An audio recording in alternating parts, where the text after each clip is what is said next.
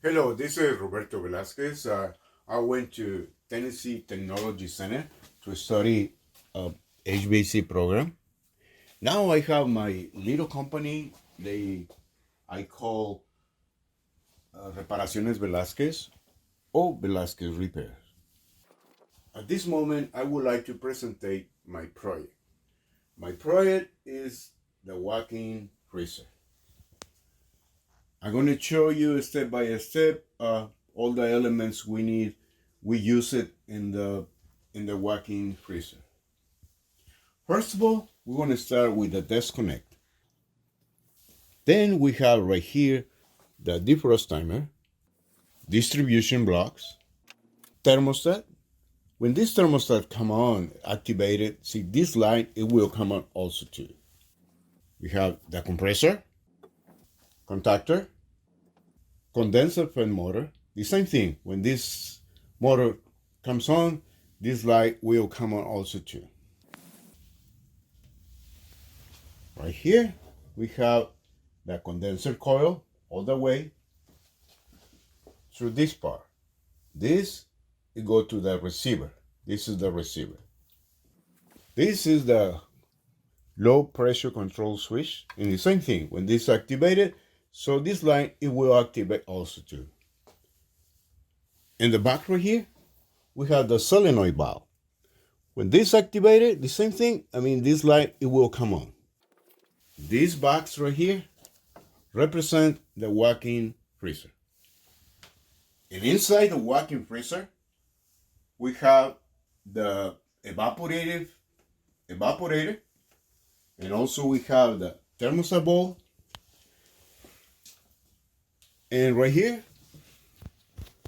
we have the defrost termination. So we have in the walk-in freezer. Right here, we have the element heater. And the same thing, when this element heater is working, this light will come on. The evaporator fan motor, when this is on, this light will come on. And I think it's everything, those elements in the freezer right here. Okay, we're going to turn it on, the system, and you can see how the thing works. Okay, we turn it on the system. You see different lights come on right here. The refrigeration start working. Thermostat is on because we have in the 40 degrees right here. See, it will turn off when they drop the 40 degrees right here. The condenser fan motor is working. The compressor is working. Low pressure control is working. The solenoid valve is working. Allow refrigerant come to the coil. Everything is working right now, right there. So right here, this is the temperature inside the coil, which is 67 degrees. And we measure the pressure right here in this part right here. You see, you follow right there. So this is the pressure of the refrigerant. We use a 134 refrigerant right here.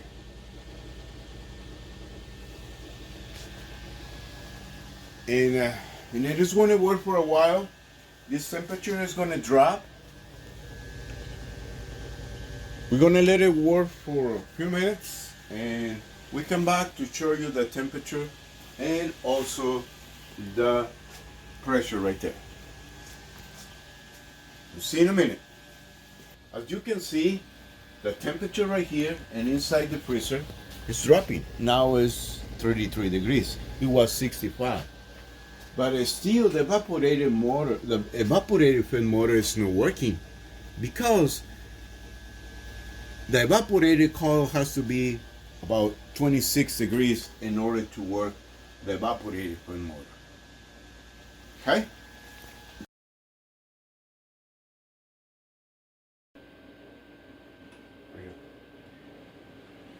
As you can see, the temperature dropped about 31 degrees. The evaporator fan motor start working. And this is the refrigeration cycle. It's going to work for a while. If the temperature satisfies the temperature of the freezer, so the refrigeration is going to stop. So it's going to be this forever, just working. Okay. Now, as you can see, the thermostat satisfies the temperature, which is 40 degrees right here. The thermostat disconnect the solenoid valve right there. So in that way, we don't have refrigerant to go in that way. As we can see right here, the pressure is 30 degrees. When it drops about 10 psi, 10 psi.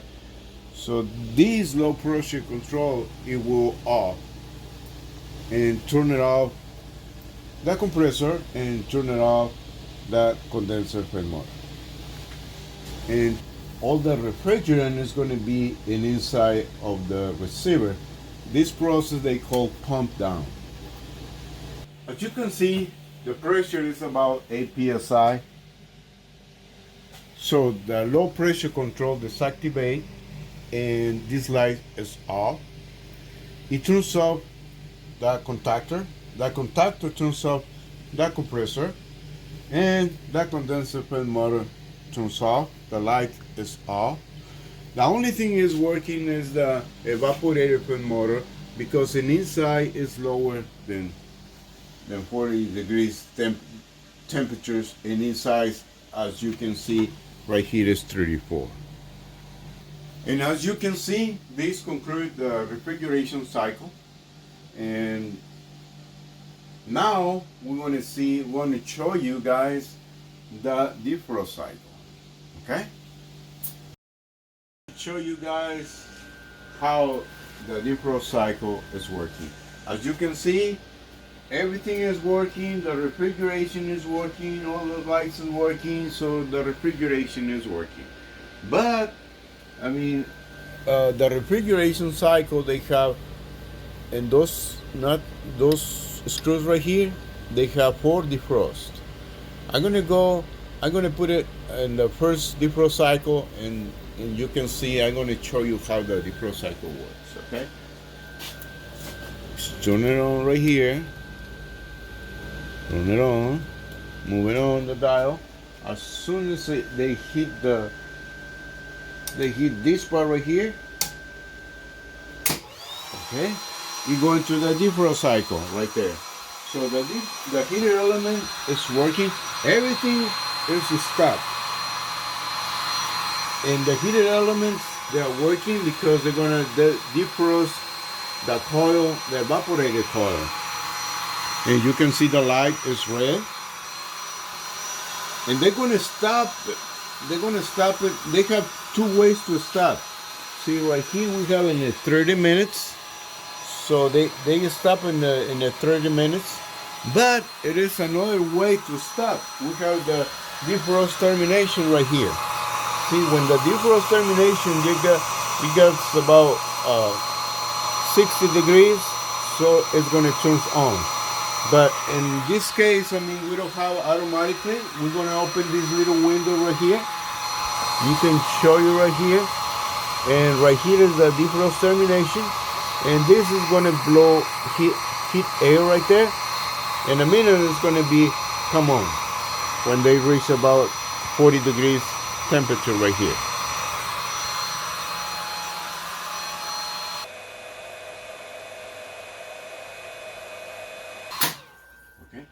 As you can see, they raised the temperature right here, and now the coil is defrosted inside, no ice. So, and then start working the refrigeration cycle again. And that way it completes the refrigeration cycle, it completes the defrost cycle, and I think it's everything I got for you guys. Hey, my friends, to reinforce this thing right here, this project, I mean, it is was a lot of imagination to do this part right here. This for you. I mean, technicians they don't have enough experience. I mean, you can get this project to better understanding of the walking freezer. Right here, you can follow everything. I mean, from one end to another end.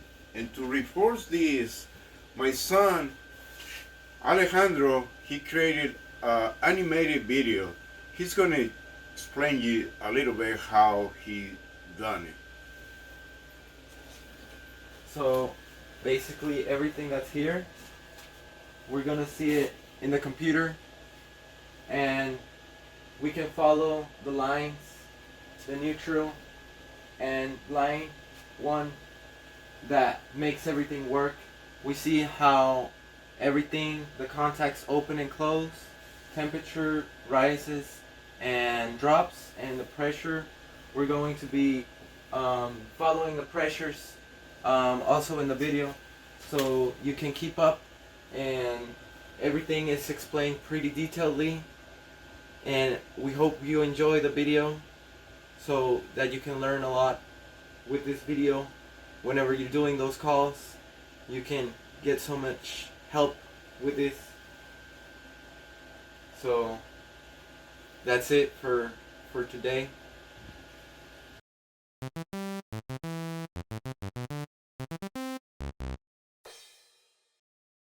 How the defrost timer works. We are going to see the parts that make up the defrost timer. The numbers on the outside of the disk represent 24 hours. The light numbers represent the hours of the day, while the dark ones represent the night hours. Let's take a close look at the defrost timer and set the clock to 10 in the morning. The numbers on the inner disk represent the duration of the defrost. We are going to put the defrost cycle on for 30 minutes. Looking closely at the defrost timer, we can see 4 pins, which, according to their position, represent the time the defrost starts. In this case, the pins are separated every 6 hours from each other, so the walking freezer will have 4 defrosts in a period 24 hours. At the bottom of the defrost timer, there are 6 contactors, each 1, 2, 3, 4, and an X. Note that there is a jumper between contact 1 and 2. How the low pressure control works. Let's take a close look at the low pressure control, in which we can see 2 columns. The columns on the left represent the differential pressure, and the columns on the right represent the pressure cut in. In form of the equations, we will have pressure cut in minus differential pressure equals pressure cut out. In this particular case, we can have pressure cut in 36 psi minus differential pressure 20 psi equals pressure cut out 16 psi. That is, when the pressure drops to 16 psi, the contactor will open. How the refrigeration cycle works. The defrost timer has to be in refrigeration mode. Means close contact, allowing current flow to terminal 4. The defrost timer must be in cooling, so the normally closed contacts remain closed, allowing current to flow from terminal 4 to terminal block 4. When the thermostat is calling for cold, it closes its contacts, allowing current flow to energize the solenoid valve, allowing refrigeration flow, and the low pressure control sends the high pressure, as we can see at the pressure gauges. The low pressure control closes its contacts, energizing the 120 AC volts coil. The coil creates a magnetic field that closes the contact terminals, energizing the compressor and the condenser fan motor. The evaporator coil starts cooling, but the evaporator motor is not working, as you can see, because one of those motor terminals is connected to FD, which means fan delay. The FD closes its contacts when the temperature drops to 35 degrees Fahrenheit, energizing the evaporator motor. When the thermostat reaches its set point, in this case 40 degrees Fahrenheit, it opens, de-energizing the valve and therefore closes the passage of the refrigerant, and the compressor starts pumping down, keeping the refrigerant in the receiver. In the gauges, we can see the pressure start dropping, and when it reaches 0 psi, the low pressure control opens its contacts, de-energizing the 120 VAC coil, therefore open the contacts, turn it off the compressor and the condenser fan motor. However, the evaporator motor is still working until it reaches the 65 degrees Fahrenheit. Once the temperature reaches about 65 degrees, the fan delays open its contacts, turning off the evaporator motor. How the defrost cycle works. In the middle disk, we put the time that the defrost time lasts. In this case, we select 30 minutes, which is the time the defrost lasts. We turn the knob counterclockwise until we reach the next pin, which is at 2 p.m. When this happens, the contact of terminal 3 closes and the contact of the terminal 4 opens. The current no longer flows from the terminal 4, de-energizing the evaporator motor and the solenoid valve de-energized, and this causes the refrigerant not to flow, lowering its pressure below 16 psi, opening its contacts and de-energizing the 120 VAC coil. At the same time, open the contactor, de-energizing the compressor and the condenser fan motor. When the contact of the terminal 3 closes, allowing current to flow to the terminals H1 and H2. To exit the current to the heater element, turn it on. The defrost timer has 2 ways to exit the defrost cycle. In this case, the duration is 30 minutes, or by the defrost timer, FD, it reaches 65 degrees Fahrenheit.